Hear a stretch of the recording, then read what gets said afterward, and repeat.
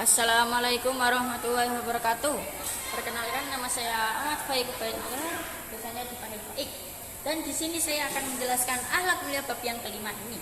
Dan sebelum saya menjelaskan akhlak mulia yang kelima ini, yang pertama-tama yang terhormat Abi Hanif, Gus Awa, Gus Anik, Yani Milaning Zahra, serta yang telah menjadi saya guru-guru yang ada di MTS Al-Quran Al-Ibadah. Dan yang saya cintai, keluarga saya yang ada di rumah, semoga sehat selalu dan terhindar dari corona maupun roh.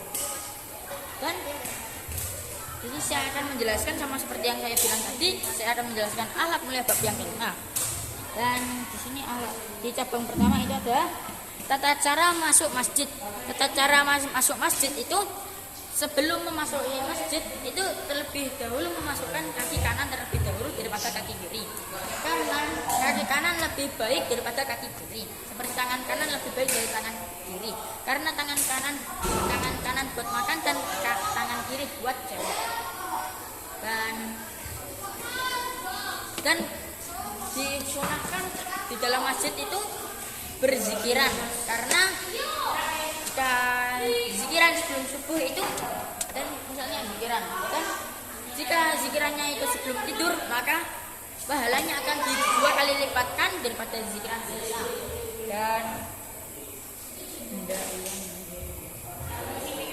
Dan hendak ia niat beristirahat sebelum melakukan zikir.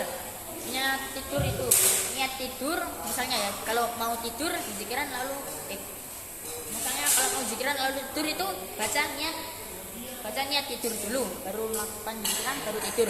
Dan jika tidak mau tidur setelah zikiran, maka tidak usah membacanya, karena saat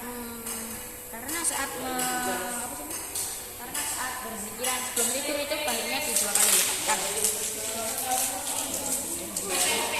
Dan sebelum tidur hendak ia bersih dari hadas, yaitu dengan cara wudhu.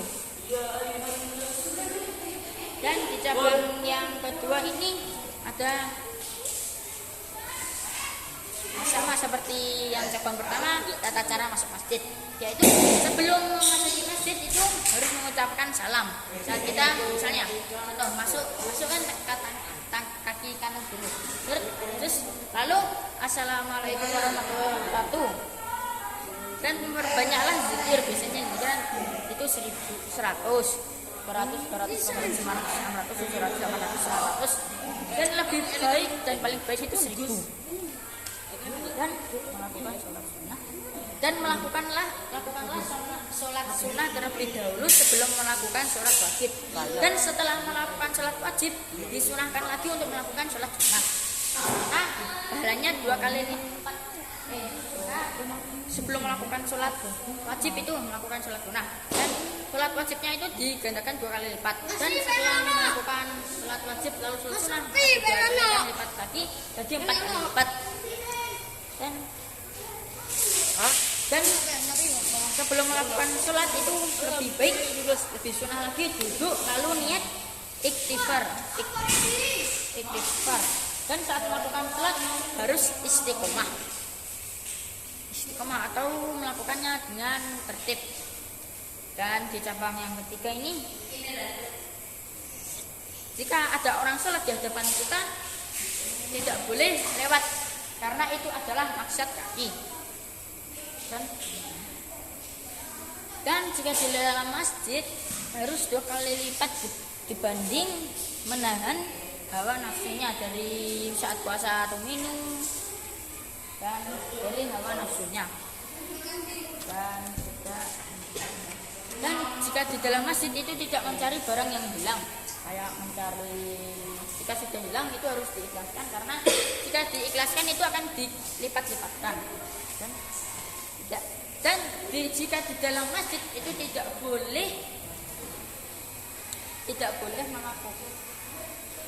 boleh sibuk dengan melakukan apapun, kayak misalnya di dalam masjid sibuk dengan bermain Mobile Legends, itu tidak boleh.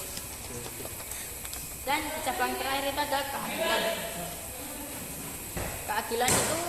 Keadilan itu dibagi menjadi 2 macam. Yang pertama adalah keadilan seseorang terhadap diri sendiri. Artinya itu adalah ketika orang menempuh jalan di tengah ataupun istiqomah. Dan yang kedua itu ada keadilan terhadap orang lain.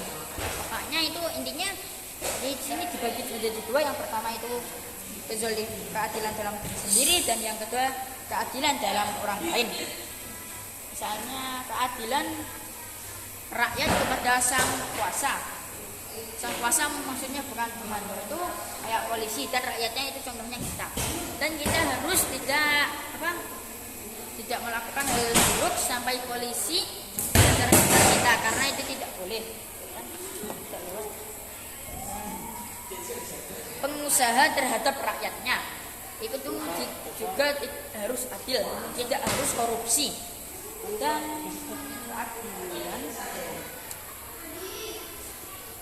nah, mungkin cukup sekian presentasi dari saya. Wassalamualaikum warahmatullahi wabarakatuh.